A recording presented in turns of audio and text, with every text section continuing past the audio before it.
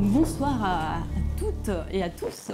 Donc, on est ravis avec Caroline d'être parmi vous ce soir pour cette fameuse conférence sur la naissance, sur laquelle on a pris beaucoup de plaisir à concevoir cette conférence sur les 2 dernières années. Donc, on s'est quand même appliqué. Et cette conférence fait suite à une autre conférence qui est sur le thème de la conception et qui est déjà accessible sur YouTube.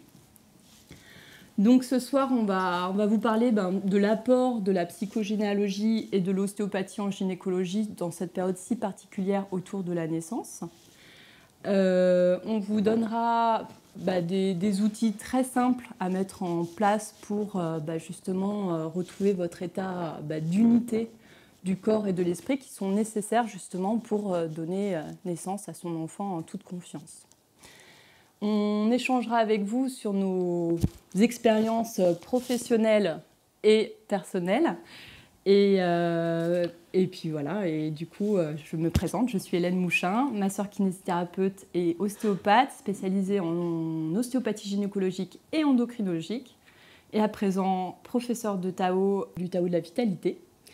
Et du coup, je vais vous présenter ce soir la physiologie du corps lors de la grossesse, de la naissance, et vous expliquer justement comment vivre ces moments le mieux possible, dans la confiance, le plaisir et la joie, voilà. Et je vous transmettrai des outils très simples, pour vivre tout ça comme il faut. Bonsoir, je suis Caroline Lemonnier, je suis psychogénéalogiste et analyste transgénérationnelle à l'AVOR depuis une dizaine d'années. J'organise des stages de week-end ou des conférences et aussi des ateliers mensuels. Ça peut vous intéresser pour travailler pendant une année sur votre inconscient familial et votre clan. Donc moi, je vais vous parler des principes généraux de la psychogénéalogie. Après, je vous parlerai de la grossesse, du projet sens, c'est-à-dire grossesse, naissance, accueil de l'enfant dans la famille, place dans la fratrie. Et aussi, je vous dirai quelques petites choses sur les prénoms parce que je trouve que c'est intéressant. Donc avec Hélène, on avait envie de faire cette conférence aussi parce qu'on s'est aperçu dans notre pratique que l'alliance des deux, l'ostéopathie, le côté physique et physiologique d'Hélène et le côté psychogénéalogique et psychologique de mon côté, ça faisait des super résultats. Aussi bien pour la conception, je pense que même pour la naissance et pour ce passage qui est vraiment très important dans la famille. Et donc, on avait à cœur de partager notre vécu. Parce que ça fait quand même 2 ans qu'on travaille ensemble. C'est pour ça que les conférences ont mis 2 ans aussi. Donc, cette conférence, elle va être en 3 parties.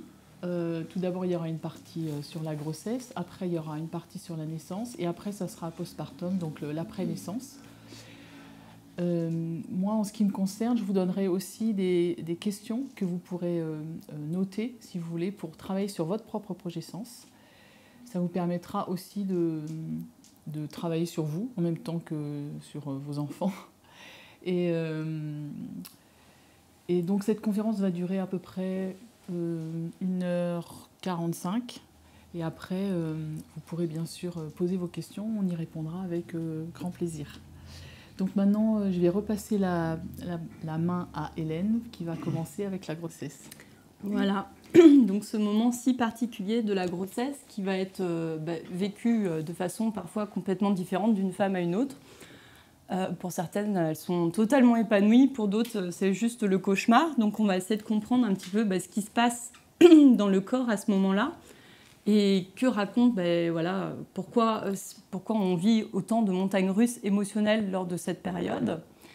Et qu'est-ce que nous raconte notre corps à ce moment-là. Donc ce corps qui va rencontrer un autre corps porteur d'histoire pour créer une nouvelle histoire. Donc il y a beaucoup d'histoires qui se mettent en place. Et donc on verra ensemble justement qu'est-ce qui se passe d'un point de vue hormonal et qui explique justement ces changements d'humeur, ces altérations de notre état d'être en définitive.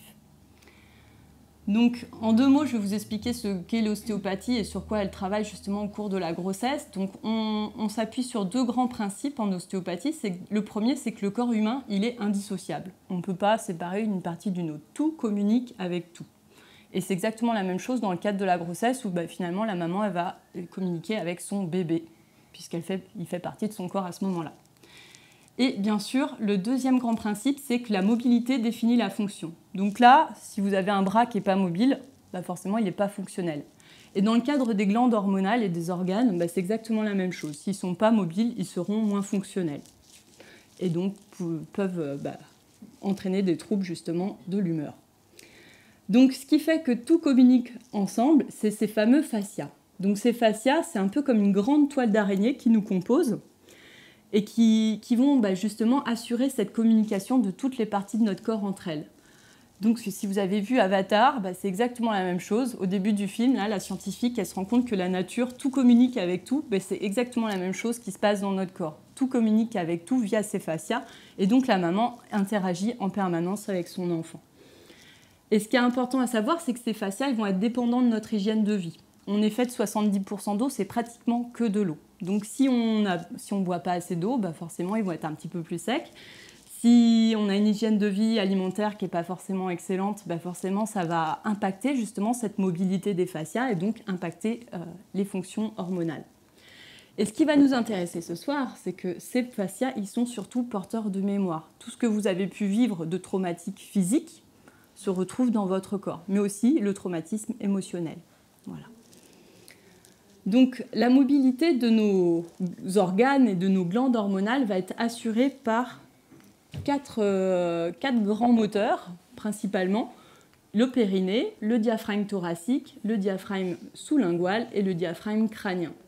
Donc c'est grâce à ces pompes qui vont se contracter, se relâcher, que tous les organes vont être bien vascularisés, bien innervés, pour justement assurer notre santé, notre état d'être, notre bonne humeur, notre sens de l'humour et tout ça. Donc au cours de la grossesse, c'est particulier puisque le bébé va prendre de plus en plus d'espace. Et au fur et à mesure, du coup, les glandes hormonales et les organes risquent de perdre en mobilité. Et en plus de ça, ça s'appuie sur ces fameux diaphragmes. Donc s'il y avait un état de tension au préalable, forcément, il va vraiment être mis en lumière lors de la grossesse. Donc au cours du premier trimestre, c'est déjà le balai hormonal. C'est-à-dire que dès le tout début de grossesse, il y a les bêta-HCG qui vont être sécrétés en grande quantité pour permettre justement au bébé de s'implanter. Donc le foie, il va travailler énormément à ce moment-là, il va sécréter beaucoup d'hormones et du coup générer parfois des états de nausée puisqu'il travaille énormément et en plus de ça, on va souvent se sentir fatigué à ce moment-là. Et donc notre corps déjà, il nous invite à ralentir. Donc là, c'est vrai que le premier trimestre, en général, je pense que si vous l'avez passé, vous voyez un petit peu de quoi je parle. Donc en ostéopathie, notre objectif, ça va être d'assurer justement cette bonne mobilité diaphragmatique pour permettre justement aux glandes hormonales et aux organes d'être bien vascularisés, bien innervés. Et bien entendu, puisque c'est pendant le sommeil qu'on va s'auto-guérir, s'auto-régénérer, on va vraiment travailler sur la mobilité de ce fameux diaphragme crânien. Parce qu'en fait, le crâne, c'est comme un ballon qui se gonfle et qui se dégonfle et qui va permettre à notre cerveau en dessous d'être bien vascularisé, bien innervé. Et les glandes à l'intérieur de notre cerveau, la glande pinéale notamment, va pouvoir régénérer tout votre corps pendant que vous dormez. Donc le sommeil, c'est très très important et encore plus pendant qu'on crée la vie. Et cette mobilité du crâne, elle risque d'être impactée si on a les mâchoires trop serrées. Donc, je vous ai mis une petite vidéo sur YouTube pour savoir comment justement relâcher ces muscles de la mâchoire qui sont intrinsèquement reliés aux muscles du périnée. Plus vous avez la mâchoire serrée, plus votre périnée sera serré. Petit rappel. Voilà. Du coup, pour les deuxième et troisième trimestres, le balai hormonal continue et là, du coup, c'est la progestérone qui va prendre le relais et permettre justement aux muscles lisses de se relâcher pour que le bébé il prenne vraiment sa place.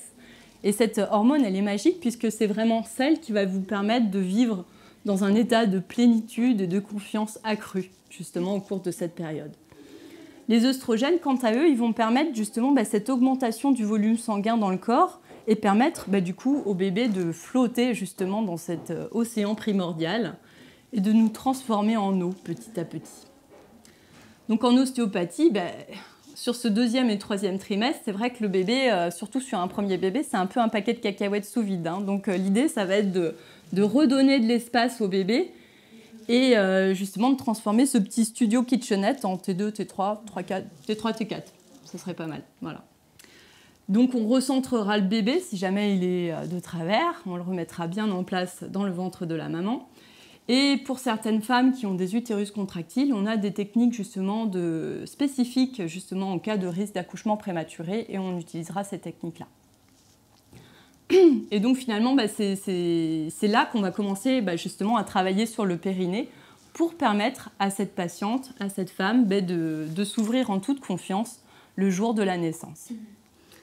Et c'est là justement qu'on va travailler en ostéopathie gynécologique. Donc c'est vrai que dans cette première séance, on va revoir la structure et les patientes, en général, on les reverra en seconde intention pour travailler en ostéopathie gynécologique. Donc, il existe des techniques par voie interne et par voie externe. Ce soir, je vais vraiment développer plus les techniques par voie interne, qui sont quand même un peu plus spécifiques et qui tiennent un peu mieux dans le temps. Donc, la patiente est prévenue que ça ne fera pas mal, puisque l'objectif des séances est de relâcher et d'étendre les tissus, donc à aucun moment on va aller dans la douleur, qu'à tout moment elle pourra arrêter la séance et qu'il n'y a absolument aucun risque par rapport à son bébé, puisqu'on est beaucoup plus méticuleux que lors d'un rapport sexuel. Donc, voilà, je vous remontre que voilà, tout est interconnecté et donc là, vous voyez, la sphère pelvienne ne fait pas d'exception. Tout est interconnecté. On peut voir que la vessie est interconnectée avec l'utérus et avec le rectum et avec le coccyx.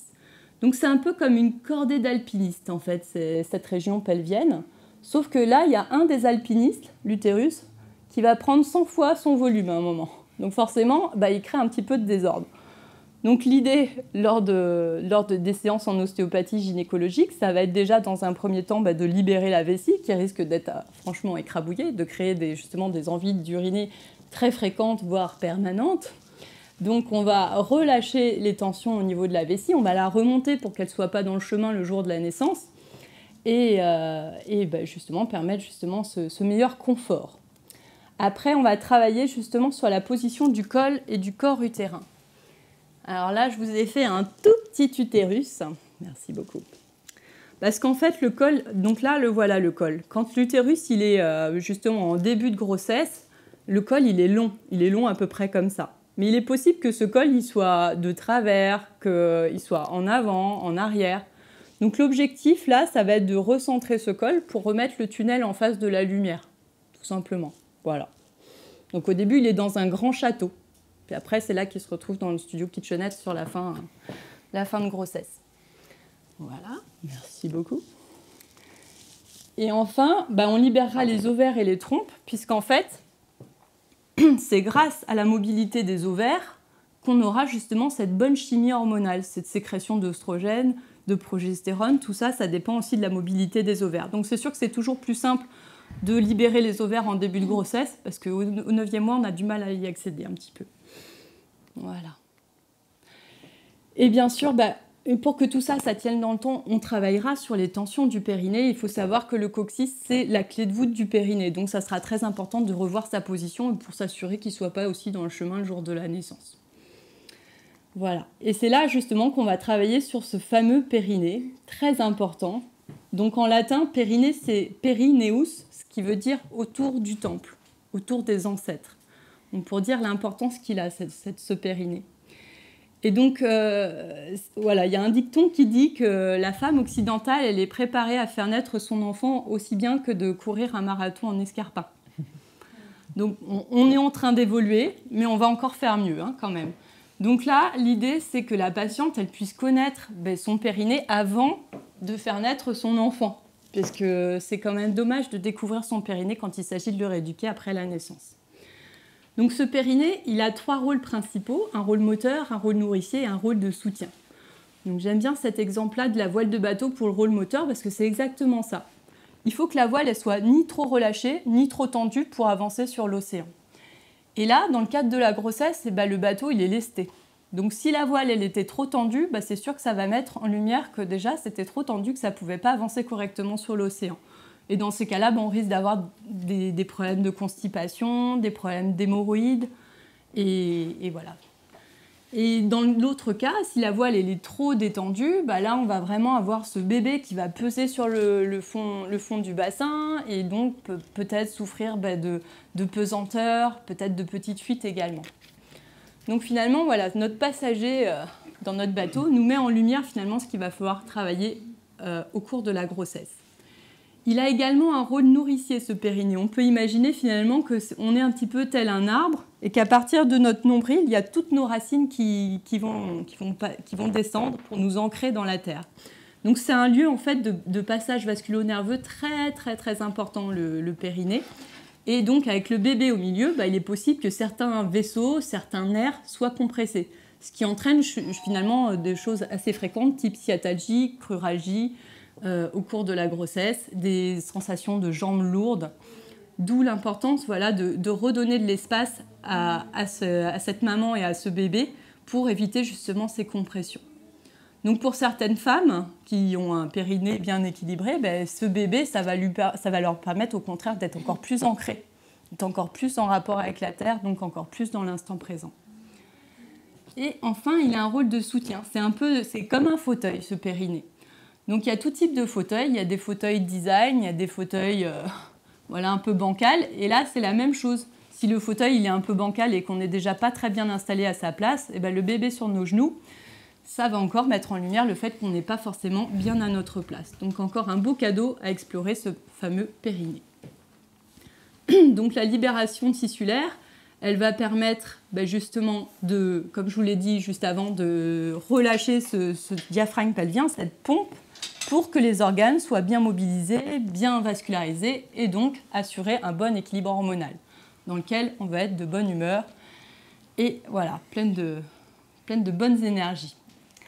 Elle permettra surtout, justement, ce travail en intrapelvien va permettre justement de mettre en lumière l'histoire de nos tissus, l'histoire de nos fascias et justement mettre en lumière parfois des traumatismes physiques, mais aussi, comme je vous le disais, des chocs émotionnels, tout ce qui va changer notre vie de façon soudaine risque de se retrouver dans les tissus.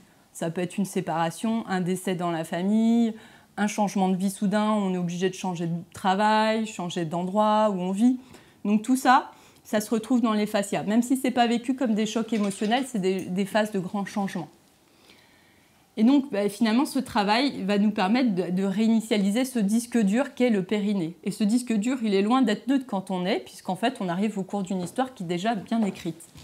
Et donc voilà, c'est là que justement, on va pouvoir mettre en lumière des choses qui ne nous appartiennent pas forcément.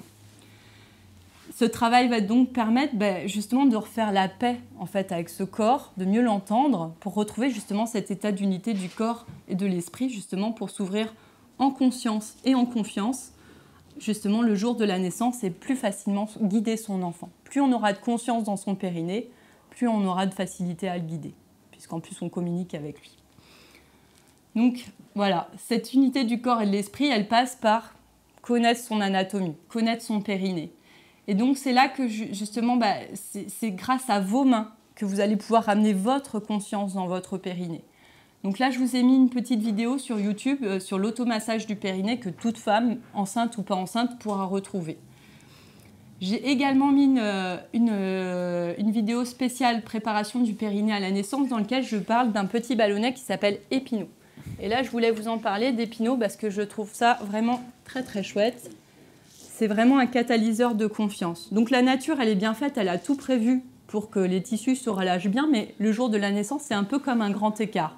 On ne fait pas le grand écart tous les jours.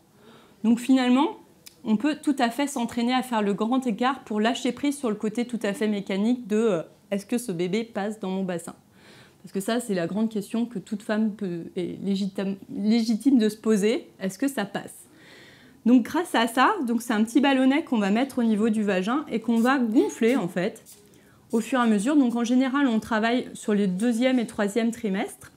Et on va gonfler ce ballon pour justement, au fur et à mesure des séances. Donc au début, on le fait 1 fois par semaine, puis après 2 fois par semaine, puis après sur la fin de grossesse, on va le faire tous les jours. Et donc là, on va pouvoir au fur et à mesure augmenter ce diamètre pour qu'à la fin, on puisse sortir l'équivalent d'une tête de nourrisson. Donc on apprend en plus à pousser cette tête de nourrisson. Et donc à partir de là, on peut arriver en confiance le jour de la naissance sur le côté tout à fait mécanique des choses. Donc c'est très pratique, c'est un catalyseur de confiance. Ça parle ou ça parle pas, c'est pas forcé. Mais en tout cas, voilà, pour certaines qui ont vraiment des grosses peurs par rapport à ça, c'est vraiment super. Et en plus de ça, ça facilite le travail. Merci beaucoup. Donc voilà, tout ça, ça va vous permettre... Après, il y a d'autres outils pour habiter son corps en conscience, notamment le yoga, qui est quand même très connu. Donc il y a tout type de yoga. Il y a des yogas hormonaux, type les 5 tibétains, où vraiment on va justement jouer sur ces autopompages des glandes hormonales. Il y a le Tao Yin Yoga. Donc là, c'est un yoga qui va vraiment refaire la connexion entre votre cerveau, votre cœur et votre bassin, recréer justement cet axe pour qu'au niveau hormonal, tout se passe au mieux. La méditation, bien entendu, c'est un grand secours pour vraiment retourner habiter son corps en conscience. Et là, je pense notamment à une méditation qui s'appelle la méditation du sourire intérieur, que je vous ai mis également sur YouTube, qui est une méditation qui est très connue et qui a l'avantage de réharmoniser tout le système hormonal, tout le système nerveux et tout le système viscéral. C'est un super beau cadeau à faire à votre corps et en plus de ça, ça fait des enfants rayonnants. Donc, il y a tout à gagner.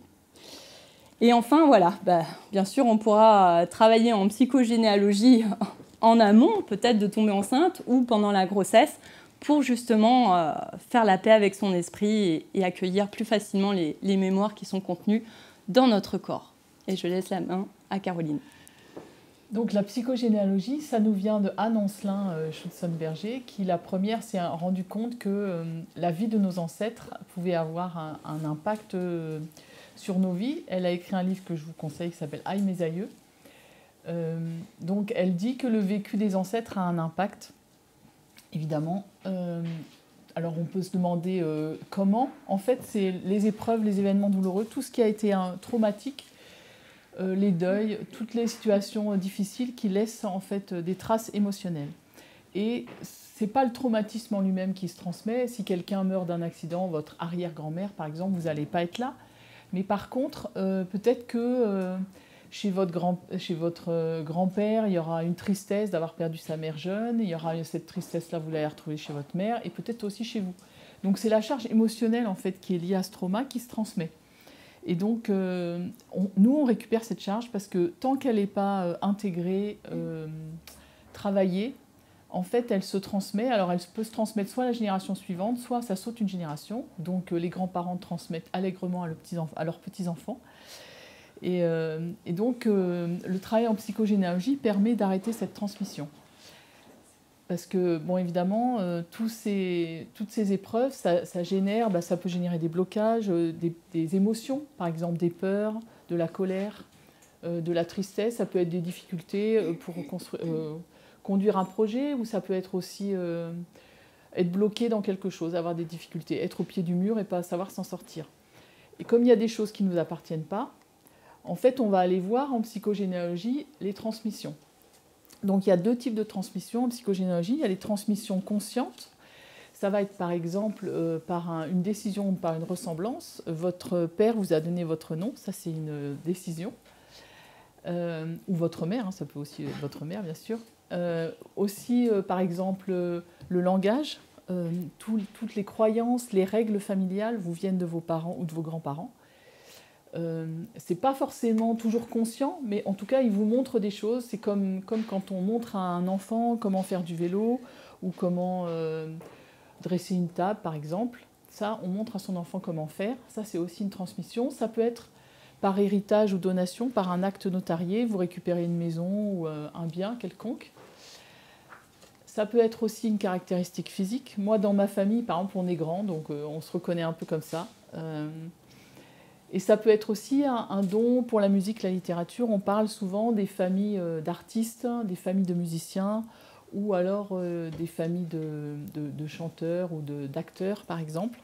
Parce que, évidemment, quand on grandit dans un contexte, on est pris par ce contexte et on est un peu... on intègre ce contexte même sans le savoir. Et après, ce qui va nous intéresser, nous, c'est les transmissions inconscientes. Donc ça, les transmissions inconscientes, c'est... ça vient, comme je vous disais tout à l'heure, par un traumatisme qui laisse une émotion. Une femme, par exemple, qui a dans son inconscient familial une femme qui meurt en couche, elle peut avoir peur d'accoucher ou peur de faire un enfant. Donc la psychogénéalogie va aider à aller regarder où est l'origine du trauma pour pouvoir le lever. Parce qu'il n'y a que comme ça qu'on arrive à faire bouger un peu les choses. Donc le travail en psychogénéalogie, ça va consister à aller voir dans la maternité, chez les femmes de la famille, qu'est-ce qui s'est passé. Comment est-ce que se sont déroulées les maternités dans la famille? Est-ce que les femmes ont conçu des enfants facilement? Ou est-ce que ça a été des enfants précieux? Mais ça, j'en reparlerai tout à l'heure. Il y a des femmes qui sont fertiles et qui font beaucoup d'enfants, ce qui peut aussi fatiguer et qui peut aussi donner une mauvaise image de la maternité, parce que ça peut aller jusqu'à l'épuisement. En tout cas, c'était le cas pour nos grands-mères qui faisaient plein d'enfants. Après, on peut aller regarder comment se passent les naissances. Est-ce que les enfants arrivent en bonne santé? Est-ce qu'ils sont séparés de la mère à la naissance? Est-ce qu'il y a des événements marquants, douloureux autour de la maternité, des choses qui ont marqué la famille et qui font qu'il y a j'ai envie de dire, une mauvaise vibration qui passe dans la famille qu'on va aller lever. Ça peut être aussi les pères qui ont été absents, qui n'ont pas été là au moment de la grossesse et au moment de l'accouchement. Et qu'est-ce qui se raconte dans la famille, par exemple, pour les femmes, les hommes, les enfants et la maternité? J'ai un exemple, j'ai accompagné un couple qui souhaitait concevoir un enfant. Et en fait, l'homme, lui, il était persuadé que s'il était fils unique, c'est qu'il avait dit à ses parents, quand ses parents lui avaient demandé s'il voulait un petit frère ou une petite sœur, il avait dit non. Et donc, il était persuadé que ses parents n'avaient pas fait de deuxième enfant parce que lui avait dit non.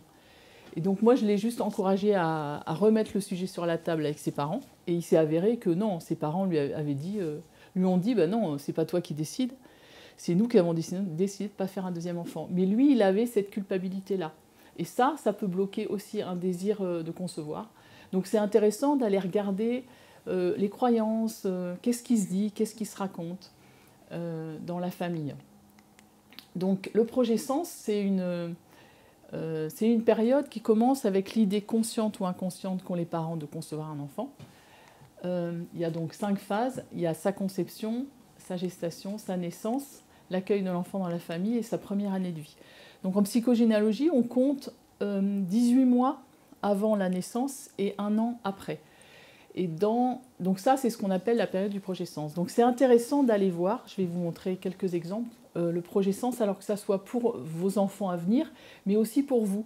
Parce que le projet sens a un impact, moi je suis un peu sidérée de l'impact du projet sens dans la vie, parce que je le vois très souvent, que le projet sens a beaucoup d'impact. C'est un peu notre cycle d'incarnation. Et tout ce qui se passe dans la famille est important. Donc peut-être que ce qui va être intéressant pour vous qui attendez des enfants, c'est de noter qu'est-ce qui se passe dans la famille, qu'est-ce qui vous bouscule, vous les parents, qu'est-ce qui est difficile à vivre. Donc pour vous donner un impact de projet sens, j'avais envie de vous parler de Marie-Lou. Alors Marie-Lou, elle vient me voir parce que elle se demande pourquoi elle a épousé Louis alors que la veille du mariage, elle doutait encore de sa décision. Donc elle me dit, j'ai épousé cet homme, mais sincèrement, je ne sais pas pourquoi. Donc Marie-Lou, c'est la fille de Christy et Pierre. Et Christy, c'est la fille de Louis et France. Donc Louis, c'est le grand-père maternel de Marie-Lou. Et il se trouve que cet homme va décéder d'un accident assez brutal, accident de mobilette, un 20 août.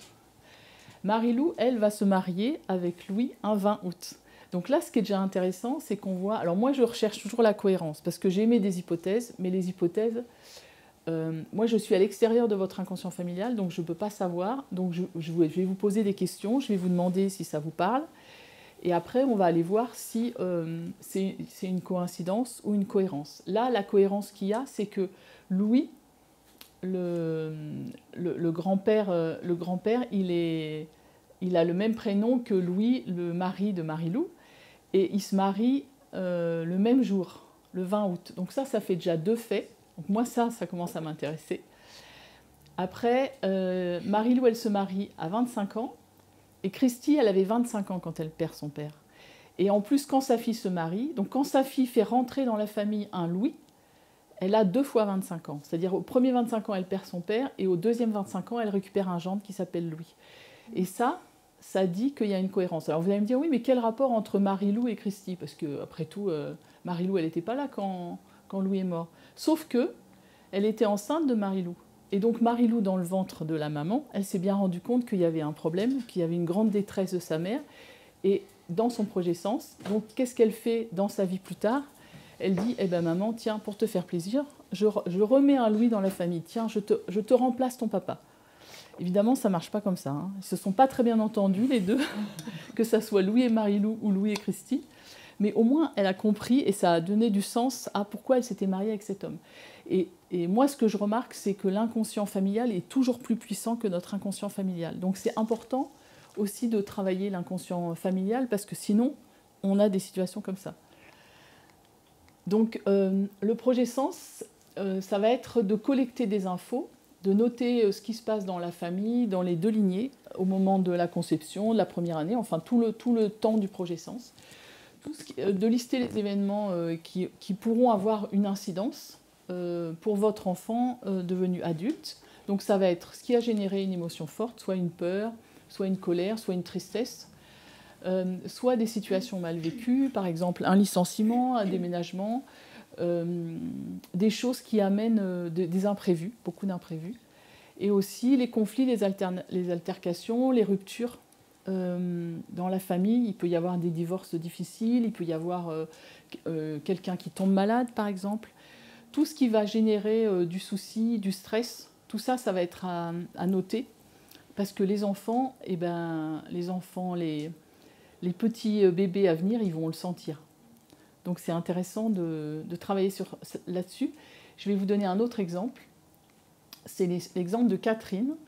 Alors elle vient me voir. Elle venait déjà me voir avant, mais un jour, elle me dit « Ah là là, il faut que je vous parle de mon fils, Axel, parce que mon fils, il voudrait être coiffeur. C'est le seul métier qu'il veut faire et on ne trouve pas de salon d'apprentissage pour lui. » Et elle me dit « Je suis un peu ennuyée parce qu'il a 16 ans, il a 20 ans, et ça fait 4 ans qu'il cherche un salon et il ne les trouve pas. Donc est-ce qu'on peut regarder ?» Je lui dis « Oui, regardons. » Et je lui dis alors comment s'est passée la grossesse? Elle me dit « Ah, très bien, on était très contents, on était mariés, on était très contents d'avoir un enfant. Tout allait très bien. » Bon, je lui dis « Mais il n'y a pas eu rien, vous n'avez pas de souvenir, rien. » Elle me dit « Si, il y a une chose. » C'est souvent les choses les plus importantes. Et elle me dit « En fait, j'ai perdu ma nièce dans un accident de voiture. Elle avait 23 ans, moi j'en avais 26. Et pendant que je donnais la vie, elle perdait la sienne et j'ai beaucoup culpabilisé. D'ailleurs, je ne me suis jamais remis de son décès. » Bon, d'accord. Et je lui dis « Mais qu'est-ce qu'elle faisait comme métier ?» Elle me dit « Elle était coiffeuse. » Ah, ça m'intéresse. Donc évidemment, on a fait le deuil de sa nièce en séance. Et après, je lui dis « Vous racontez tout à Axel. » Axel, il avait 20 ans, donc il était tout à fait en capacité d'entendre. Et donc, un mois après, Axel, il a trouvé une école qui lui a permis de rentrer dans l'apprentissage de la coiffure. Il a trouvé un salon, on lui a même payé ses outils. Enfin, ça a été vraiment la porte grande ouverte, quoi. Donc, on voit bien aussi là que l'impact du projet sens. Donc, avant, quand on concevait un enfant, s'il était conçu hors mariage, ça provoquait souvent le mariage des parents. Et l'enfant était en quelque sorte l'élément déclencheur. Donc ça ne faisait pas toujours des mariages heureux. Des fois oui, mais des fois non. Donc dans le projet sens de l'enfant, il y a le mariage de ses parents. Si le mariage perdure, c'est une réussite pour l'enfant. Mais si le mariage est un échec, c'est aussi un échec pour l'enfant. Et ça peut donner, c'est une responsabilité inconsciente qu'on lui met sur les épaules. Parce que souvent aussi, on lui dit ça, quand dans sa vie, on lui dit « Ah, si tu n'avais pas été là, on ne se serait pas marié, etc. » Ou « C'est à cause de toi que… » Et il pourra y avoir peut-être une colère d'un des parents envers l'enfant. Et cette responsabilité inconsciente, elle donnera peut-être une problématique d'engagement plus tard. Donc dans les lignées, en fait, quand le mariage des parents n'a pas été très bien accepté, l'annonce de la grossesse peut être difficile parce qu'il n'y a pas de retour en arrière. Une fois qu'un enfant est conçu, les parents ils se seront toujours liés par cet enfant. Même s'il y a rupture, même si l'enfant ne voit plus un de ses parents, il sera toujours le parent. Et donc, souvent, ce qui se passe dans ces cas-là, c'est que si le mariage n'est pas bien accepté, évidemment, les enfants de ce mariage, issus de ce mariage, ne seront pas bien acceptés non plus. Et souvent, ce qu'on me dit, moi, c'est que les petits-enfants, ils se rendent compte quand ils ne sont pas acceptés par leurs grands-parents. parce qu'ils comparent avec leurs cousins. Donc ils voient qu'il y a plus de cadeaux, plus d'attention, et donc ça peut créer un peu des jalousies. Lorsqu'un aïeul s'en va, souvent on dit mort et renaissance. À chaque fois, souvent je l'ai vu, moi, quand il y a quelqu'un qui s'en va, il y a souvent un enfant qui arrive. Et donc ça met cet enfant en lien avec l'aïeul qui est parti. Même s'il n'est plus là, parce qu'il est dans le projet sens, et il y a le décès de cet aïeul dans le projet sens de l'enfant. Et aussi pour les parents qui deviennent grands-parents, c'est comme un basculement transgénérationnel. On prend un coup de vieux en fait, hein, parce qu'on devient grands-parents, on n'est plus parents. Et donc, c'est un peu comme si l'enfant il poussait les grands-parents vers le haut, vers la place d'ancêtre. Surtout, évidemment, quand c'est le premier enfant d'une génération. Donc, au niveau de la grossesse, on va aller regarder en transgénérationnel. Comme je vous disais, c'est un passage important. Alors, pour la mère, évidemment, la première grossesse, parce que la maman, elle était enfant de ses parents et elle devient parent de ses enfants. Donc évidemment, ça change un peu la donne. Mais ça change aussi, ses frères et sœurs deviennent oncles et tantes. Donc ça, c'est pareil, même s'ils n'ont pas d'enfants eux-mêmes. Les grands-parents les parents deviennent grands-parents. Tout le monde bouge en fait. Et donc tout le monde doit retrouver sa place. La psychogénéalogie, c'est vraiment une approche centrée sur la place. C'est quoi ma place dans la famille? À quelle place je suis? À quelle place je me sens bien? Et peut-être j'étais bien en tant qu'enfant et maintenant je deviens parent et peut-être que le passage, il peut être facile mais il peut être moins facile. Et surtout quand notre place bouge, le regard des autres aussi sur nous change. Et donc il y a tout ça à intégrer. On parle aussi beaucoup de la transmission du féminin. Il y a une femme qui s'appelle Monique Bidorski qui parle de la dette de vie. Et elle dit qu'en fait, une femme, quand elle conçoit son premier enfant, elle paye sa dette à sa mère. Parce qu'en fait, c'est une façon de devenir mère elle-même. Et donc, il y a une transmission qui se fait. Et peut-être aussi qu'on a une place différente en tant que mère. On a un vécu qu'on peut partager avec sa mère. Et donc, c'est ça la fameuse transmission du féminin. Et aussi, à ce moment-là, les langues se délient sur la grossesse parce qu'évidemment, entre femmes, on se raconte les grossesses passées, la grossesse en cours, etc. Donc, on apprend des choses sur la famille à ce moment-là aussi. Et les grossesses suivantes, ça, on va avoir besoin de réparer ce qui s'est mal passé. Ou alors, si ça s'est pas mal passé, on va avoir envie de vivre des choses différentes. Donc ça va être intéressant d'aller regarder ce qui s'est passé avant. Et c'est bon pour la mère, mais ça peut être aussi le cas pour les grands-parents, pour un papa qui n'a pas été là à l'accouchement du premier enfant, qui voudra absolument être là pour le deuxième, par exemple. Ou alors, on va aussi aller voir les émotions en lien avec la première grossesse, parce que des fois, il y a eu des émotions fortes, ou alors il y a des choses qu'on n'a pas réussi à faire, comme accoucher par voie basse, ou alors on n'a pas réussi à allaiter son enfant. Donc on va essayer de réparer des choses qu'on a mal vécues à la première grossesse. Et on va aussi aller voir qu'est-ce qui se passe actuellement dans la famille, parce que ça aussi, ça a un impact. Ça fait toujours partie du projet Sens, et donc c'est toujours important. Donc un autre impact de projet Sens dont je voulais vous parler, c'est Mylène. Alors Mylène, elle a des difficultés pour trouver un appartement. Elle cherche sur Toulouse, et Dieu sait qu'il y en a des apparts quand même sur Toulouse. Et alors, ses parents, c'est Mario et Rosalie, c'est des Portugais. Donc il faut savoir que Mario, il est en France, il travaille en France, il est maçon, et Rosalie, elle est au Portugal. Et à chaque fois que Mario vient en vacances, il fait des enfants, donc il en fait pas mal. Et donc, au bout d'un moment, Rosalie lui dit « Ouais, mais c'est bien ça, mais moi, la famille, elle est au Portugal, toi, tu es en France, moi, j'en ai marre, je veux te rejoindre en France. » Et donc, elle le rejoint en France, ils conçoivent Mylène au Portugal, mais après, elle dit « Bon, même enceinte, je vais quand même venir au Portugal, je vais quand même venir en France. » Et donc, elle décide de déménager avec toute sa famille. Mario cherche une maison, et quand Rosalie et les enfants arrivent, évidemment, la maison n'est pas prête, donc ils vont vivre dans la maison une maison avec la sœur de Rosalie, qui est aussi en France. Et donc, ils se retrouvent à 2 couples avec 10 enfants. Donc, ils sont un peu serrés. Ensuite, Rosalie, qui voulait accoucher à la maison, ne peut pas accoucher à la maison. Donc au début, elle va dans une clinique. Après, ça ne se passe pas bien, elle va à l'hôpital. Il faut savoir que Rosalie, ça fait peut-être 1 mois ou 2 mois qu'elle est en France. Elle ne parle pas très bien le français. Donc tous parlent en français alors qu'elle, elle ne comprend que le portugais. Donc évidemment, le projet Sens de Mylène, il est hyper bouleversé. Et par l'émigration de toute la famille, et par son arrivée en France qui est un peu chaotique, et par la naissance qui est pas du tout comme ce qui aurait pu bien se passer. Donc quand on a travaillé le projet Sens avec Mylène, elle a juste pris conscience que voilà, qu'elle était arrivée dans un fatras pas possible, et que évidemment pour elle se poser c'était difficile. Elle était toujours entre 2 pays. Elle avait travaillé en Australie, elle avait travaillé en Angleterre, et elle avait toujours du mal à se poser. Et une fois qu'elle a compris ça, évidemment c'était plus facile.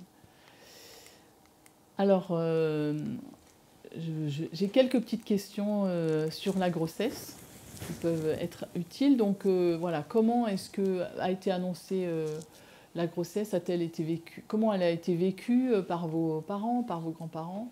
Est-ce que vous étiez désiré par vos 2 parents, par un seul? Lequel et pourquoi? Comment s'est passée la grossesse, à la fois pour la mère et pour le père? Quel est le contexte de cette grossesse? Donc je vais y revenir, je vais y en parler aussi. Vos parents étaient-ils heureux ensemble? Ou est-ce qu'il y avait des soucis dans la famille? Ça peut avoir un gros impact. Alors, qu'est-ce qui s'est passé avant la naissance? Ça a beaucoup d'influence aussi. Donc, s'il y a une fausse couche ou le décès d'un enfant à la naissance, ça peut générer pour l'enfant qui vient après de l'anxiété pour les parents, même s'ils ont travaillé là-dessus et même s'ils se sont fait aider. Il y aura toujours quand même un peu des craintes par rapport à la santé de l'enfant et à la santé de la mère aussi. Si la conception a été difficile, eh ben cet enfant il est attendu depuis super longtemps, donc c'est ce qu'on appelle un enfant précieux. Donc il y a beaucoup d'attentes le concernant. Ça peut être un enfant qui a eu du mal à venir, ça peut être aussi un garçon après 3-4 filles ou une fille après 3-4 garçons. Ces bébés-là, c'est bien parce qu'ils amènent toujours plein de joie et plein de soleil dans la famille. Et après, le retour de couche, par contre, à contrario, le bébé va arriver un peu vite et ça ne va pas toujours être bien vécu par les parents. Donc il y a différentes façons de naître, je t'en ai listé quelques-unes. Donc évidemment, la naissance par césarienne, ça va amener... alors je pense que Hélène vous en reparlera. Il n'y a pas de passage dans le vagin, donc évidemment, ces enfants-là, alors dans le passage dans le vagin, ça permet au corps un peu de passer, et c'est vraiment un travail entre la mère et l'enfant. Et donc si ce passage-là n'a pas lieu, il se peut que les enfants aient du mal à faire les passages dans la vie, donc c'est-à-dire du passage par exemple chez les parents à l'école maternelle, ou de la vie étudiante à la vie professionnelle, de la vie de célibataire à la vie en couple par exemple. Donc tous les passages seront un petit peu compliqués. Donc si vous connaissez ou si jamais vos enfants naissent par césarienne, vous savez que vous devrez les aider à ces moments-là, c'est important. Il y a des naissances qui sont déclenchées aussi, donc là c'est pas l'enfant qui décide, et c'est pas la mère non plus, donc ça pourra donner un peu un manque de volonté à l'enfant, parce que voilà, on est venu chercher. Et pareil pour la naissance au forceps, la mère peut avoir l'impression qu'elle ne peut pas accoucher sans aide, et donc peut-être que cet enfant-là, il aura du mal à aller au bout de ses projets. Donc sur les prénoms, je voulais vous dire quelques mots, parce que je trouve que c'est important, ça fait partie du processus, on va dire, même si ce n'est pas dans le projet Sens. Donc le choix du prénom, ça vient aussi beaucoup avec le contexte de la naissance, évidemment. Donc ça peut être en lien soit avec quelqu'un de la famille, parrain, marraine, un défunt ou un grand-parent, ou un frère, une sœur, voilà, ça dépend.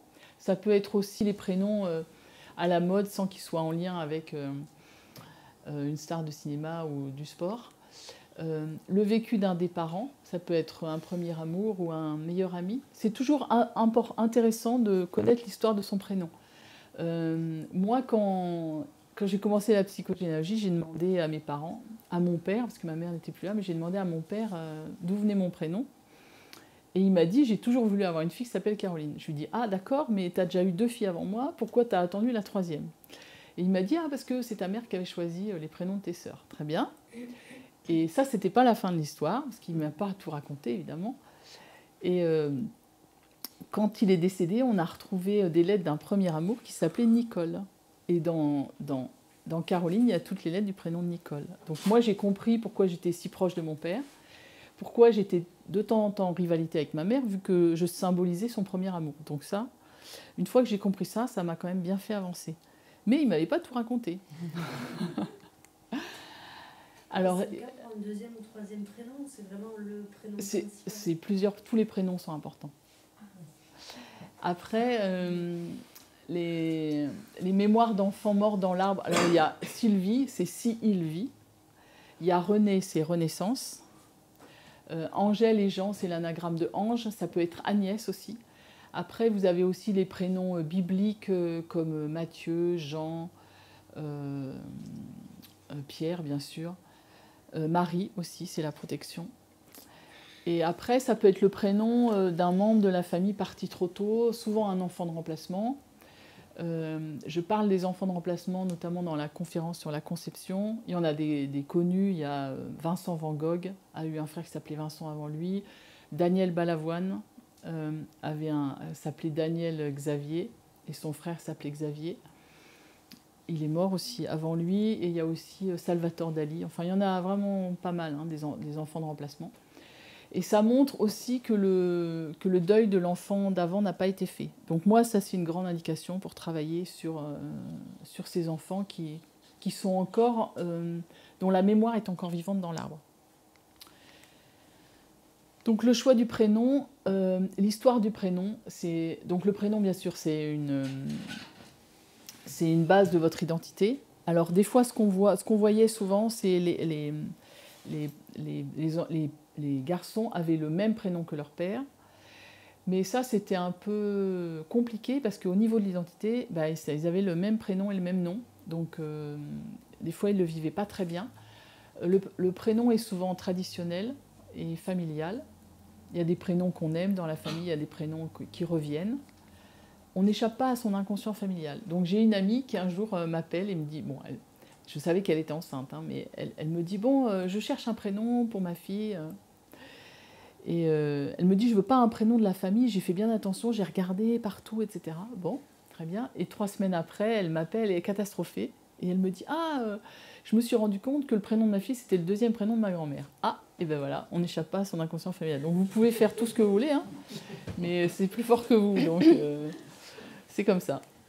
Et donc celui qui nomme l'enfant à naître se met toujours en relation avec lui déjà, parce qu'il se projette déjà dans la relation.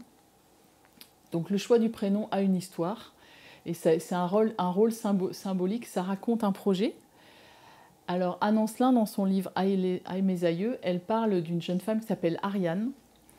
Et Ariane, elle n'a pas connu son père. Son père est mort dans un accident de voiture avant sa naissance. La seule chose qu'elle sait, c'est qu'elle sait que c'est son père qui a choisi son prénom. Et donc elle cherche. Elle pense au fil d'Ariane, donc elle va chercher dans la mythologie, tout ça.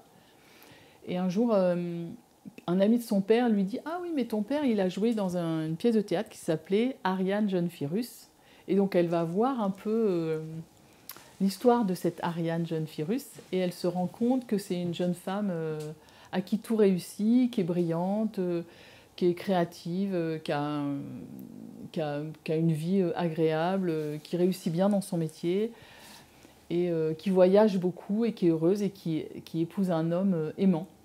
Et donc, elle se rend compte en fait que c'est ce que son père projetait pour elle. Et c'est la seule chose qu'elle a, mais en tout cas, ça redonne une place à ce père qu'elle n'a pas connu en fait. Et aussi, ce qu'on dit souvent, c'est que quand un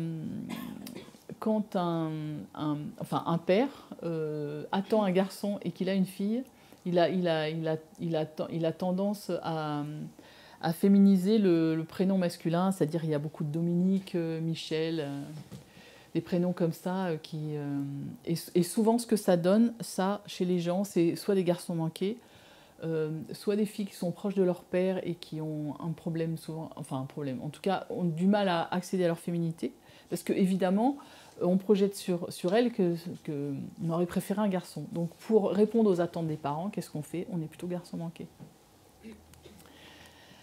Donc encore un impact de projet-sens, c'est Mathilde. Alors Mathilde, elle vient me voir parce qu'elle a du mal à se fixer dans une relation, dans un lieu et dans une profession.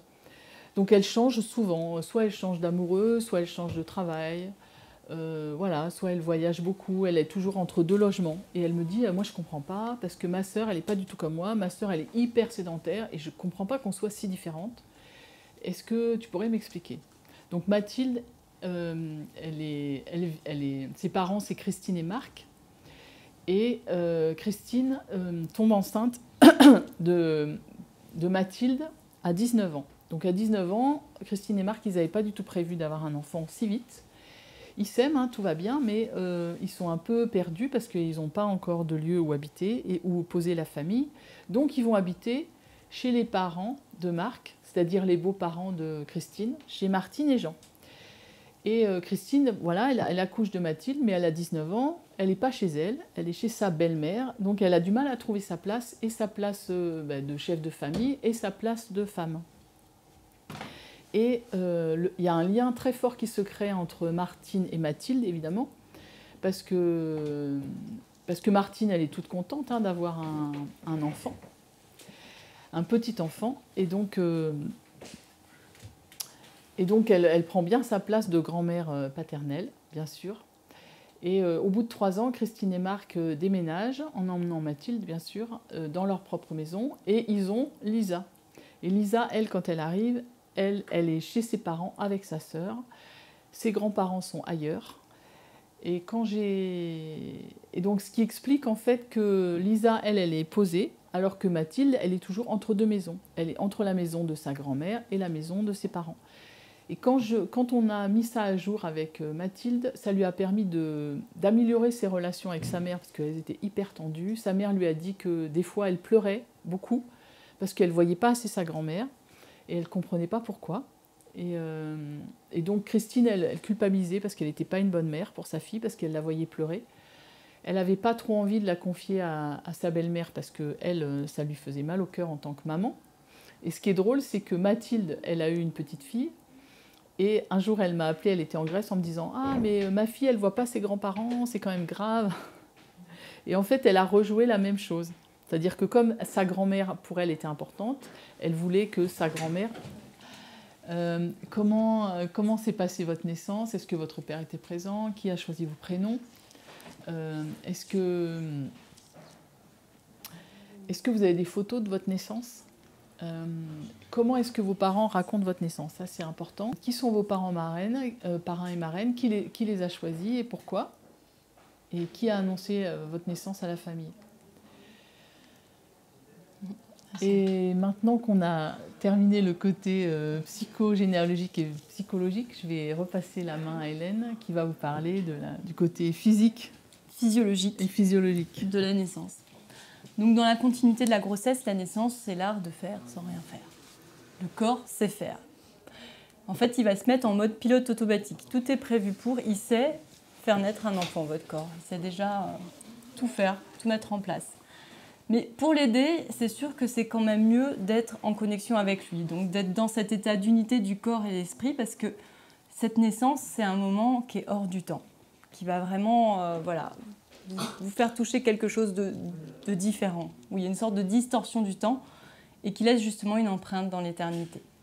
Et pour les thérapeutes de la naissance, c'est exactement la même chose. D'ailleurs, ce n'est pas pour rien qu'on appelle les sages-femmes des sages-femmes, puisqu'en fait, l'idée, c'est de laisser faire la femme, source de vie, déployer toute sa puissance, toute sa confiance pour faire naître cet enfant.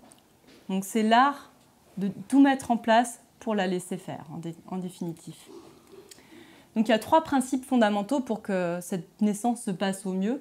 Et c'est exactement la même chose dans une relation amoureuse, puisque finalement, La naissance, c'est un acte sexuel qui découle d'un acte sexuel. Donc il y a une cellule masculine qui a rencontré une cellule féminine et ensemble, ils créent le fruit de leur amour. Et donc voilà, ce corps, il va avoir besoin de respect lors de la naissance, c'est-à-dire d'être à l'écoute de ses besoins physiologiques. C'est-à-dire qu'on ne doit pas avoir faim lorsqu'on va donner la vie, on ne doit pas avoir soif non plus, et on ne doit pas avoir trop froid ni trop chaud, tout simplement. Donc mettre le corps dans ses meilleures conditions possibles. Et bien sûr, laisser ce corps bouger, le laisser libre de tout mouvement pour qu'il puisse se positionner et savoir exactement comment se mettre pour aider cet enfant à aller vers la sortie. On a besoin également d'intimité, puisque, comme je vous disais, c'est comme un acte sexuel. Donc si on est en plein jour avec plein de gens qui ouvrent la porte à tout moment, ah, qu'est-ce qui se passe ici ? Forcément, ça va casser justement cet état de bulle intérieure qu'on est en train de se créer, où on a besoin justement d'être en petit comité, entouré des personnes juste de confiance, pour justement émaner cet état de confiance. Se sentir écouté, soutenu et aimé, c'est vraiment la base pour justement vivre cette naissance au mieux et que le cocktail hormonal se fasse aussi au mieux, parce que la nature, elle a prévu ça pour vous. Donc, dans un premier temps, comme je vous avais dit, la progestérone, là, en fin de grossesse, elle est à son plus haut niveau. C'est-à-dire que les femmes qui étaient archi apeurées de faire naître leur enfant, là, elles arrivent en mode non, mais c'est bon, ça passe, pas de souci. Voilà, donc finalement, on arrive vraiment dans cet état-là. Et en parallèle, on va sécréter de la prostaglandine sur cette fin de grossesse qui va commencer vraiment à préparer le terrain. Notre corps, il va commencer à devenir vraiment très élastique pour permettre justement ce grand écart. Et il faut savoir qu'il y a de la prostaglandine dans le sperme, ce qui fait qu'en fin de grossesse, quand le fruit est mûr, justement, on peut déclencher une naissance, et c'est ce qu'on appelle un déclenchement à l'italienne. Voilà, naissance à l'italienne. Donc, à partir du moment où l'ocytocine va arriver, la progestérone va baisser d'un coup, ce qui va permettre justement à l'utérus de se contracter, donc de commencer à guider cet enfant. Et cette hormone, l'ocytocine, elle est juste magique puisque c'est l'hormone de l'amour par excellence. C'est celle qui est sécrétée lors de l'orgasme. Et du coup, cette ocytocine, elle va avoir un énorme pic juste après la naissance pour permettre au placenta de se libérer. Et grâce à ça, toutes les personnes présentes dans la salle vont être aimées d'un amour inconditionnel. Donc si vous êtes à la maison, vous avez votre chien, votre chat, tout le monde va être aimé de façon inconditionnelle. C'est assez incroyable. L'endorphine également, qui va neutraliser la douleur en parallèle avec l'ocytocine. Donc elle va vous permettre finalement, elle est assez magique cette hormone, puisqu'en fait elle va vous faire déconnecter de votre néocortex.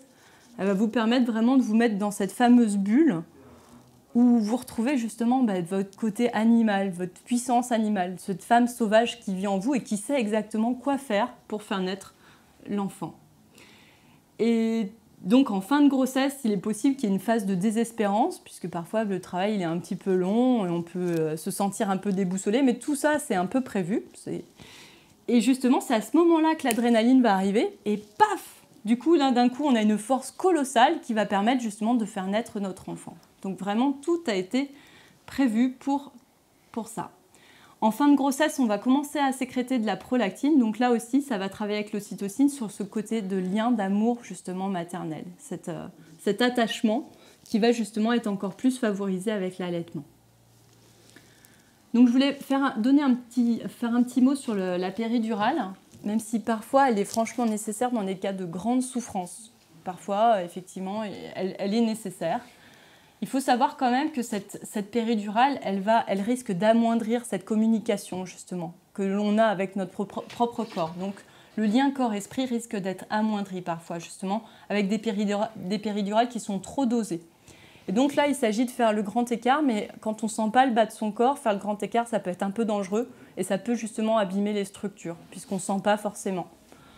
Donc, souvent, quand on fait le grand écart et qu'on ne sent pas, on va devoir avoir une aide extérieure. Donc, toute la confiance qu'on avait mise en nous va être détournée vers l'extérieur.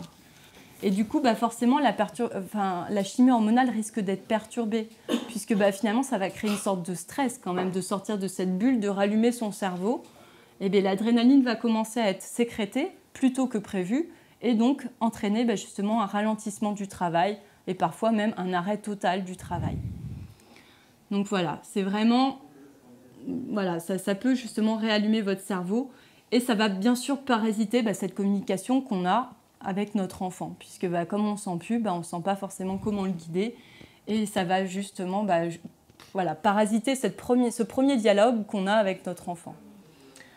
Donc dans le Tao, on parle des 3 portes des os.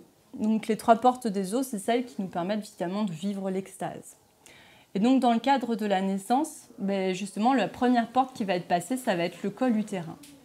Et ce col utérin, je vais vous le montrer là-dessus, en fin de grossesse, merci beaucoup, il n'existe pratiquement pas. Puisqu'en fait, c'est grâce au poids de votre bébé qu'au fur et à mesure, le col utérin, il est plus là, en fait, c'est complètement absent. Donc, j'utilise moi une petite technique parce qu'en fait, comme je vous disais que tout communique avec tout, on est tout à fait capable, en fait, d'ouvrir notre col en conscience. Donc, il suffit de savoir déjà un petit peu où il est. Et on peut imaginer, donc c'est ce que je fais faire à mes patientes, on peut imaginer qu'au bout au niveau du petit trou du col utérin se trouve une belle fleur pleine de pétales.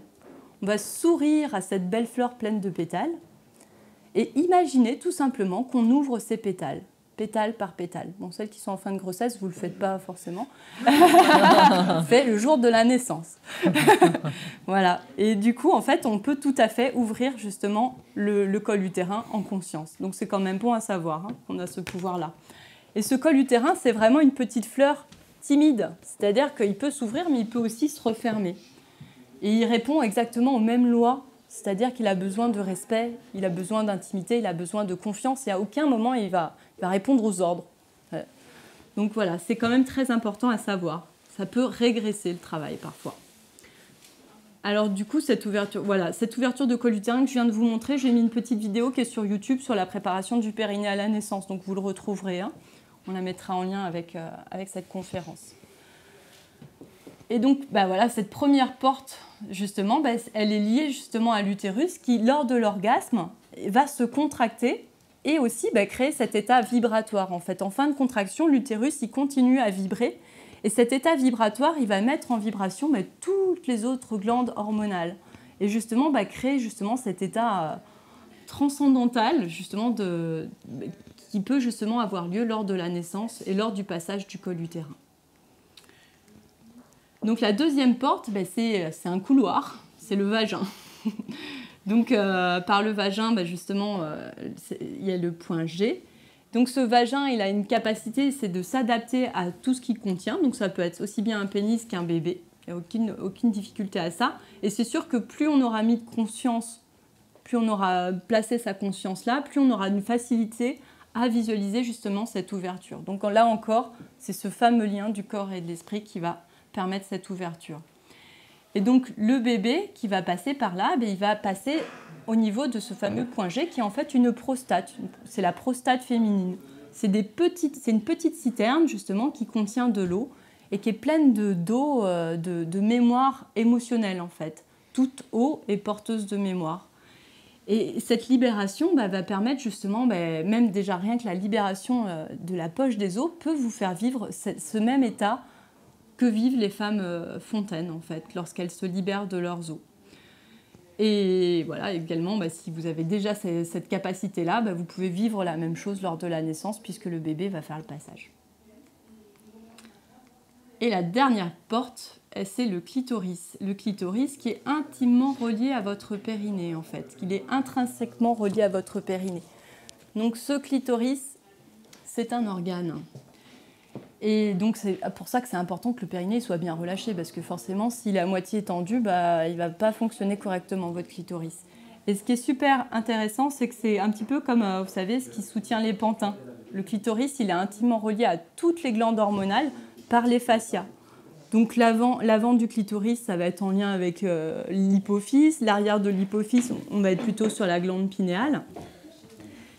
Et donc, finalement, si on stimule le clitoris au cours de la... Il n'y a pas de souci. Il n'y a aucun problème. Ah oui, très bien, super, génial. Voilà. Du coup, le fait de stimuler son clitoris, ça va vraiment permettre justement au périnée de se relâcher et donc à toute cette chimie hormonale de se passer justement correctement et même de l'amplifier. Voilà. Parce qu'on n'est pas obligé d'accoucher dans la douleur, au contraire. Voilà. Donc c'est ce que je viens de dire. Donc là, je vais vous parler un petit peu de moi, de ce que j'ai vécu. Donc voilà, j'ai vraiment pas choisi ce métier par hasard parce qu'en fait, j'avais déjà moi-même un disque dur bien chargé. Mais je crois que tout le monde a un disque bien chargé en général. Et donc moi, ce disque dur, il parlait de choses de ma famille, de mémoire, de violences obstétricales, de perte de puissance et même de mort. Et donc, ce qui a fait qu'à partir du moment où j'ai eu mes règles, où j'étais en âge de concevoir, mon disque dur s'est mis à me parler, à me créer une petite voix dans ma tête, une sorte de petit compte à rebours mortifère, où le jour où je donnerai la vie, ça sera le jour de ma mort. Donc, je pensais à ça depuis mes 13 ans. Sympa. Donc, forcément, ça m'a amené à choisir un métier où j'aide les femmes, forcément. Et donc, quand j'ai voulu concevoir un enfant, forcément, je n'ai pas réussi, ce qui a permis qu'on fasse d'ailleurs cette fameuse conférence sur la conception. J'ai mis 4 bonnes années à concevoir ma fille et sur ce chemin, j'ai eu la chance de découvrir l'ostéopathie en gynécologie, l'ostéopathie en endocrinologie. Et donc, j'avais fait un énorme chemin grâce à ça. Et donc, d'ailleurs, c'est grâce à l'ostéopathie en gynécologie que j'ai vraiment entendu ce qui vibrait profondément en moi. Et la petite phrase, c'était « Pour moi, avoir un enfant, c'est la fin de la vie ». Concrètement, c'est ça qui est ressorti. Donc, après la première séance en ostéopathie et en gynécologie. Et donc, cet enfant, j'ai escaladé la haute montagne de la conception, mais arrivé en haut, je n'avais pas l'énergie d'escalader celle de la naissance. Donc, en mon âme et conscience, ma fille est née par césarienne, et à ce moment-là, c'était un choix. C'était juste, sur ce moment de mon chemin, c'était ce que je souhaitais. Donc, entre 2 enfants, j'ai quand même... je me suis dit, j'avais l'impression quand même d'être toujours en sursis. Donc là, j'ai fait la connaissance de Caroline, et avec Caroline, on a commencé, la psychogénéalogie. Donc, c'était avant de concevoir mon enfant. Et là, au lieu de mettre 4 ans, j'ai mis 3 mois. Ça a un peu secoué le papa, d'ailleurs, ça a un peu secoué le projet de sens. Donc, ça m'a permis finalement de remettre chacun à sa place et de comprendre vraiment ce qui vibrait au fond de moi, au fond de mes cellules. Qu'est-ce qui était vraiment, qu'est-ce qui m'appartenait et ce qui ne m'appartenait pas. Et donc, grâce à ça, j'ai réussi à lever un peu mes œillères. Parce que comme je traitais que des femmes qui avaient eu des accouchements difficiles, je ne voyais que des femmes avec des accouchements difficiles. Et je pensais que c'était ça, la naissance. Et là, j'ai réussi à comprendre un jour, car il y a une femme licorne qui s'est perdue dans mon cabinet. Elle est venue, elle n'avait rien. Elle venait d'accoucher. Elle avait un périnée parfait. Pas une égratignure, rien. Je lui ai dit, mais qu'est-ce qui s'est passé? Elle m'a dit, j'ai accouché à la maison. Ah, ok. Donc, j'ai fait la connaissance d'ailleurs de la sage-femme, on est devenus amis, la faiseuse de licorne. et du coup, voilà, j'ai compris enfin ce jour-là que ce que je voyais, c'était pas la physiologie. Que toutes les femmes que je traitais avaient eu une aide extérieure en fait. À aucun moment, elles avaient pu faire naître leur enfant dans les conditions qu'elles auraient souhaité ou ça avait dérapé. Et en tout cas, il y avait... quelques signes parfois de violence obstétricale bien intentionnés sur leur périnée. Et donc, grâce à ça, j'ai pu vivre moi-même une naissance magique, puisque j'avais bien cheminé à ce moment-là. Et j'ai pu faire naître justement mon enfant comme je le souhaitais, dans l'eau. J'ai pu faire sortir mon enfant. J'ai été accompagnée, donc c'était dans une salle de naissance, j'ai été accompagnée par une sage-femme. Je ne dis pas que tout au long de la grossesse, j'étais en mode c'est bon, c'est tranquille. J'ai oscillé. J'ai oscillé dans des moments de peur vraiment intenses où ça revenait. Forcément, ça revenait. Mais ma petite voix intérieure me disait ça va le faire. Et je me suis battue d'ailleurs, parce que comme j'avais eu une césarienne pour la première, je me suis battue pour être en salle de naissance et ça a changé ma vie. Parce que finalement, le compte à rebours, il s'est arrêté ce jour-là parce que je suis finalement morte, mais morte à toutes mes peurs. Et ça change tout. Parce qu'à partir de là, ça a permis de concevoir plein de choses. Ça a créé un état de créativité énorme. Et cet état de joie que j'ai là, depuis la naissance de mon enfant, je l'ai toujours. Je suis toujours en joie. Et voilà. Et c'est juste magique. Voilà. Donc finalement, tout est pour le mieux, quoi qu'il arrive. Parce qu'en définitive, que cette naissance se passe par césarienne, ça peut être, vous ne le savez pas, mais peut-être une réparation de ce qui n'a pas pu être possible dans les générations antérieures, ou qui, à ce moment-là, va vous permettre de transcender l'impossible. C'est comme ça. Si c'est une naissance qui se passe par péridurale, c'est pareil. Est-ce que vous n'êtes pas en train de réparer des souffrances que vous avez vous-même vécues ou des souffrances obstétricales dans la famille où justement c'est une phase de réparation. Pour toutes ces femmes qui avaient tellement souffert, vous souffrez pas. Et ça, c'est chouette. Et si c'est un accouchement que vous vouliez absolument dans l'eau, physiologique, et qui finalement dérape complètement, se retrouve vraiment avec plein de procédures médicales et pas du tout l'accouchement dont vous rêviez, ça va juste vous permettre de conscientiser encore plus votre périnée, d'y aller. Et sachez que tout se répare. Il n'y a rien de grave. Donc même s'il y a eu des petits soucis, ça se répare et ça va vous permettre de retrouver encore plus votre place dans votre périnée. Ça va être un cadeau. Et enfin, si c'est un accouchement physiologique de rêve magique, là, du coup, ça va vraiment être générateur de confiance. Ça va même vous changer à tout jamais puisque vous allez créer un état de puissance énorme en vous. Vous allez vraiment retrouver toute votre authenticité et ça va faire beaucoup de bien à l'arbre généalogique pour toutes les générations à venir. L'après-naissance. Donc, personnellement, je suis une femme licorne.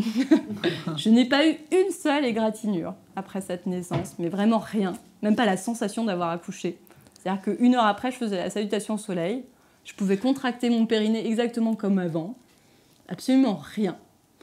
Donc, forcément, le postpartum, il est un petit peu dépendant de comment se passe cette naissance. C'est sûr que si vous avez eu une naissance difficile, ça va peut-être être un petit peu plus compliqué. Mais quoi qu'il en soit, tout reprend sa place.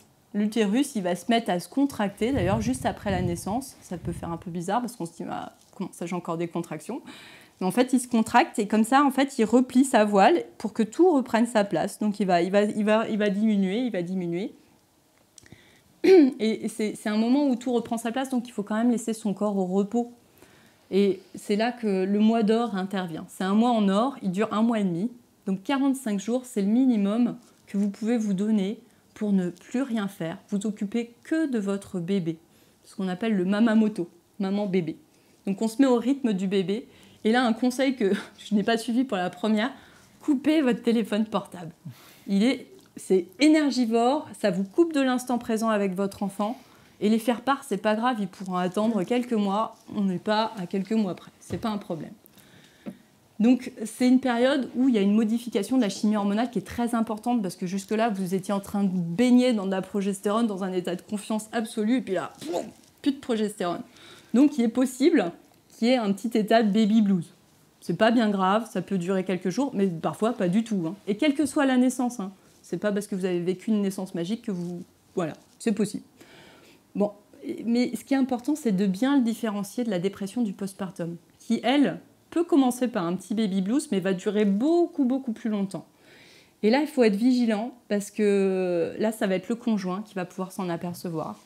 Si votre compagne, elle se met à ne plus avoir d'appétit, qu'elle se sent dans un état d'insécurité, qu'elle se sent esseulée, qu'elle pleure toute la journée dans un état de tristesse profonde, il faut quand même s'alarmer, puisque la première cause de mort autour de la naissance, ce n'est pas l'hémorragie de la délivrance, c'est le suicide des mamans.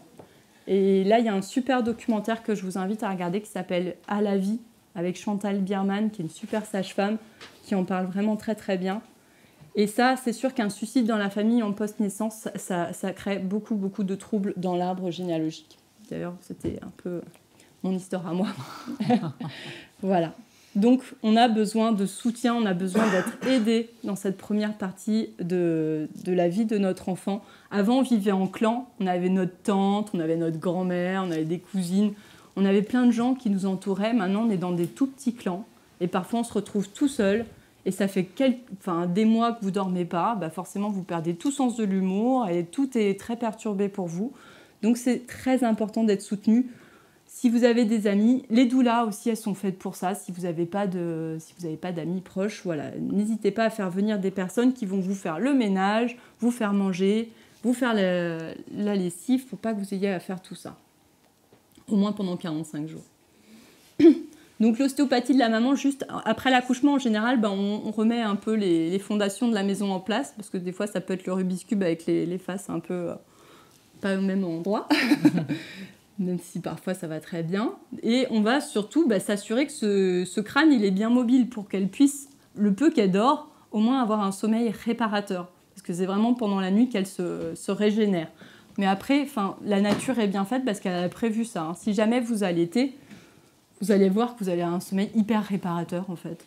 Le peu que vous dormez, j'ai dormi 2 heures, c'est nickel. Super. Voilà. En général, on va se voir 3 semaines minimum après pour faire de l'ostéopathie en gynécologie.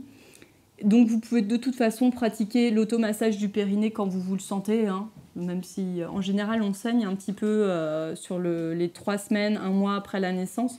Toutes les règles qu'on n'a pas eues pendant les 9 mois, elles arrivent après.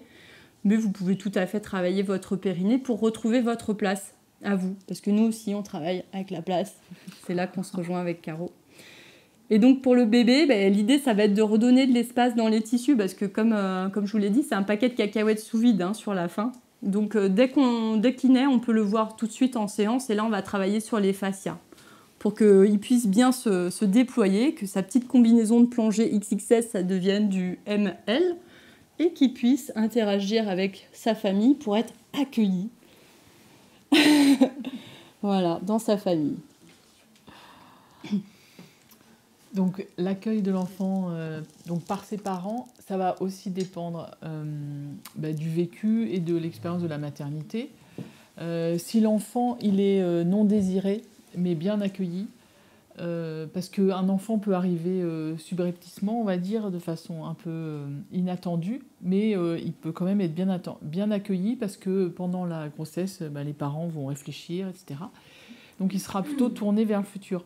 Si l'enfant il est désiré mais il est non accueilli, par exemple, s'il y a eu un décès ou s'il y a un grand frère dans la fratrie qui est malade et les parents ne sont pas disponibles pour cet enfant-là, il sera tourné vers le passé. S'il est désiré et est accueilli, alors ça c'est le jackpot, il est tourné vers le présent et donc ça sera facile pour lui. Et par contre, s'il est non désiré et non accueilli, il aura plutôt des problèmes d'incarnation et il aura des problèmes d'identité, il aura du mal à être dans la vie, évidemment. Mais bon, ça se répare aussi, hein. C'est comme dans tous les projets sens, on peut travailler là-dessus. Les petites questions sur l'accueil de l'enfant dans la famille. Donc déjà à l'hôpital, comment est-ce que ça s'est passé? Comment vont le bébé? Comment va la maman? Est-ce que le bébé a été séparé de sa mère, en couveuse notamment? Ça c'est important de le savoir aussi pour plus tard, pour vous. Pourquoi et combien de temps? Alors moi j'ai une petite histoire par rapport à ça. Moi, j'ai été en couveuse et, parce que j'étais grande prématurée à l'époque. Et en fait, quand je suis rentrée chez moi, mes parents ont décidé de me baptiser. Et ils ont fait venir un prêtre à la maison. Et le prêtre, alors moi j'étais prête à être baptisée, tout allait bien, tout le monde était là. Et le prêtre, il fouille dans ses poches et il vient tout rouge. Et ma mère, elle lui dit « Mais qu'est-ce qui se passe ?» Il dit « Je me suis trompée d'huile. » « Ah, d'accord. Et qu'est-ce que vous avez pris comme huile ?» « Les huiles de l'extrême onction. » Donc évidemment, ça a beaucoup fait rire ma mère, bon, un peu moins mon père. Et c'est un peu comme ça que je suis venue à la psychogénéalogie, parce qu'il fallait absolument que je comprenne pourquoi on voulait déjà m'enterrer alors que j'étais à peine née. Il fallait que je comprenne. Et donc j'ai cherché, et j'ai appris que j'avais un frère qui était mort-né, qui était né quelques jours dans le même mois que moi, et que le deuil de cet enfant n'avait toujours pas été fait.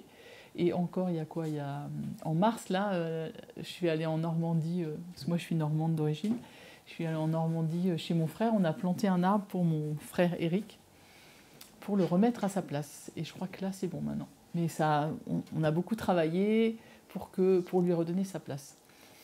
Et donc ça c'est aussi en lien avec mon projet Sens à moi, et c'est aussi pour ça que je fais de la psychogénéalogie, et c'est pour ça que ça me plaît, et que j'y trouve du plaisir. Et donc ça parle aussi de l'impact du projet Sens sur nos vies. Donc après, je voulais vous parler aussi de la place.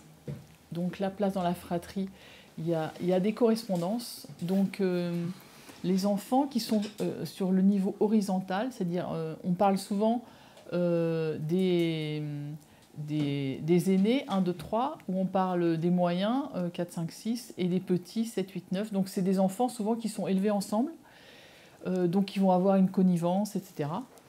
Parce qu'évidemment, il y a plus d'années d'écart entre le premier, par exemple, et le septième. Et après, il y a des correspondances aussi en verticale entre l'enfant numéro 1, le 4 et le 7, entre le deuxième, le cinquième et le huitième, ou le troisième, le sixième et le neuvième. Donc, juste là maintenant, je vais vous parler des places. Et donc, si je vous parle de la place numéro 1, ça vaudra aussi pour la quatrième et pour la septième. Et voilà, si je vous parle de la place numéro 2, ça vaudra aussi pour le cinquième et le huitième. Et si je vous parle numéro 3, ça vaudra aussi pour le sixième et le neuvième. Donc, on y va. Le premier, donc, c'est l'enfant unique. Donc, lui, il reçoit toutes les projections des parents. Et aussi des deux lignées, parce qu'il est unique. Donc c'est un enfant qui doit être un peu l'idéal de ses parents. Et il y a donc beaucoup d'attentes à son égard. Et c'est un enfant qui sera pas très tranquille, dans le sens où il aura toujours l'attention de ses parents. Ils iront voir s'il a rangé sa chambre, s'il a fait ses devoirs, etc. Donc des fois, il en a un peu marre d'être le point de mire de ses parents. Et donc il aura envie de trouver son propre chemin, et peut-être il se mariera tôt juste pour échapper à la famille, parce que ça lui pèsera trop. Mais d'un autre côté, sortir du clan, ça sera difficile, parce qu'il aura l'impression d'abandonner ses parents. Parce que évidemment, comme il est tout seul, il n'aura pas non plus les joies de la fraternité, parce que, bon, à moins qu'il ait des cousins, mais c'est quand même pas la même chose. Donc il pourra se sentir seul. Et il sera d'autant plus seul si ses parents sont aussi des enfants uniques, parce que la solitude de l'enfant sera renforcée par la solitude des parents. Ça sera une toute petite famille, et il se peut qu'un des parents le prenne comme un frère ou une sœur. L'aîné, comme je vous ai dit tout à l'heure, il peut déclencher le mariage de ses parents. C'est pareil aussi pour l'enfant unique, ça.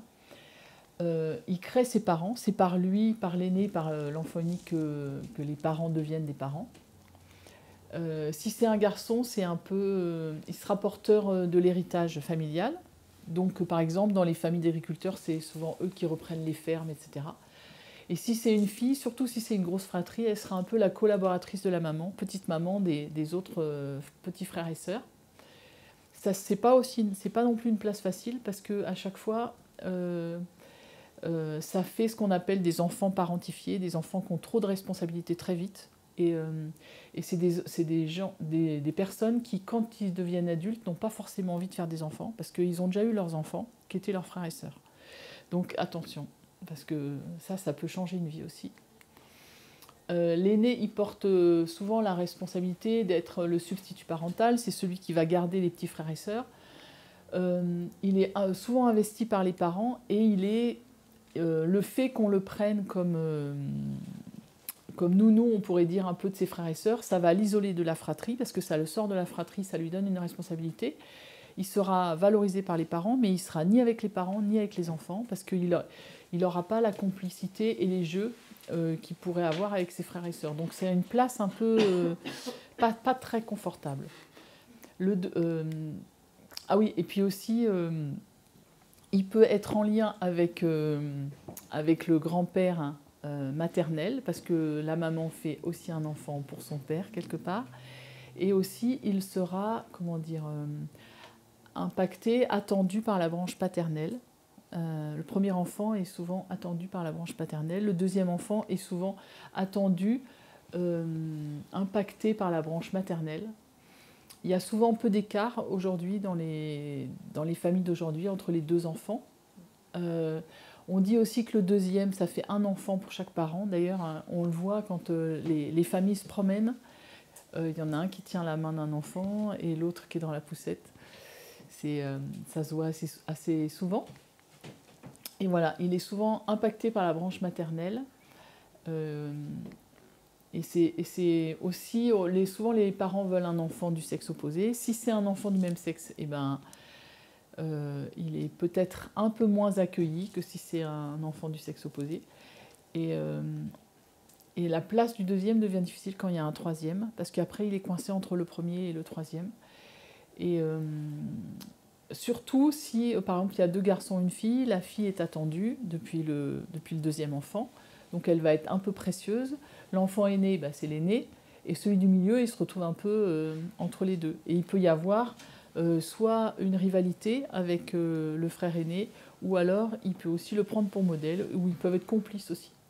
Dans le meilleur des cas, c'est bien. Et le troisième, c'est l'enfant qui est libre de toute influence. Alors moi j'aime bien ça parce que c'est un enfant qui fait bouger les lignes dans la famille souvent. C'est par exemple dans une famille de globetrotters, il sera sédentaire, dans une famille de littéraires, il sera matheux, dans une famille de chefs d'entreprise, il sera fonctionnaire par exemple. C'est souvent un enfant qui secoue le cocotier, et ça c'est intéressant. Il amène des choses nouvelles dans l'arbre. Le troisième enfant, il n'est pas toujours désiré par les 2 parents. Donc dans ces cas-là, il peut être très aimé par un de ses parents et un peu moins par le deuxième. C'est celui aussi que la maman voudrait garder parce que c'est souvent le dernier. Et donc c'est la fin de sa maternité et quelque part, elle le chérit un peu plus. Donc elle voudrait le retenir. C'est un peu comme elle voudrait retenir sa jeunesse, on pourrait dire. C'est à lui qu'on demande de s'occuper de ses parents, parce que c'est le bâton de vieillesse. Et il restera toujours le plus jeune de sa fratrie toute sa vie, on dira toujours le petit Jean, et des fois même à 60 ans, quand les autres en ont 70, ça peut être agaçant. Et aussi, il y a souvent plus d'écart maintenant avec le dernier né, c'est souvent le petit ravisé, il y a souvent les premiers qu'on mettons 10 et 8, et après il y en a un troisième qui arrive, il est loin après les aînés. Voilà ce que j'avais envie de vous raconter sur la psychogénéalogie. Je vais laisser Hélène conclure. Et écoutez, on est là pour répondre à vos questions. J'espère que vous avez passé un bon moment. Merci. Donc on va conclure sur cette image, parce que dans le Tao, on dit que l'utérus, c'est le miroir de notre cœur. Et finalement, notre cœur, c'est un petit peu comme notre soleil intérieur. Donc en définitive, voilà, cet utérus, c'est comme une lune qui va croître de mois après mois et qui va mettre en lumière en fait ce qui peut se cacher dans les profondeurs de notre océan. Donc il peut y avoir des peurs profondes, ancrées, qui vont être mises en lumière. Il peut y avoir certains morts qui n'auraient pas été conscientisés. Mais il y a aussi beaucoup de trésors qui se cachent dans les profondeurs de notre océan. On dit souvent que c'est dans le plus sombre qu'on trouve le plus sacré.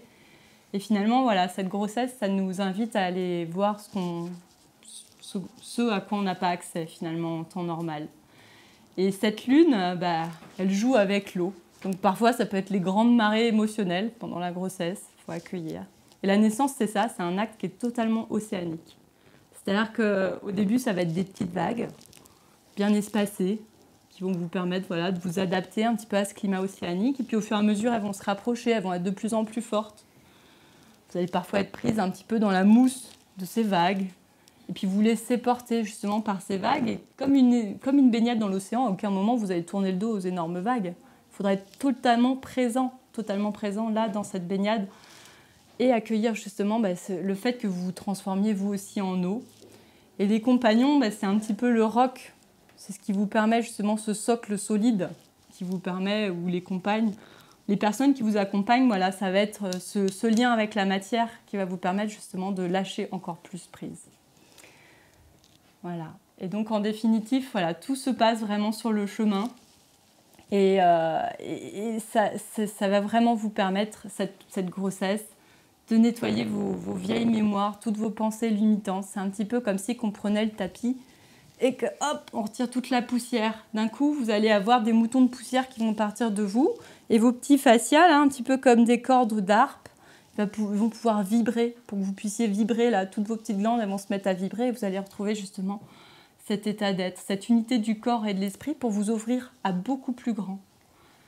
Changer de dimension, quitter le personnel, passer à du transpersonnel. C'est-à-dire que toutes ces vieilles mémoires, on les a accueillies, c'est OK, et on va pouvoir passer à autre chose.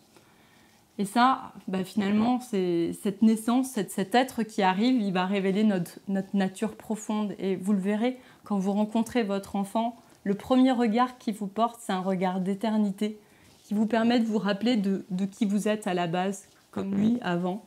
C'est-à-dire que vous êtes des êtres d'amour et de lumière. Voilà. Donc, on va vous mettre une petite chanson pour clôturer cette conférence. Ça vous permettra de trouver le temps voilà, si vous avez des questions pour la suite.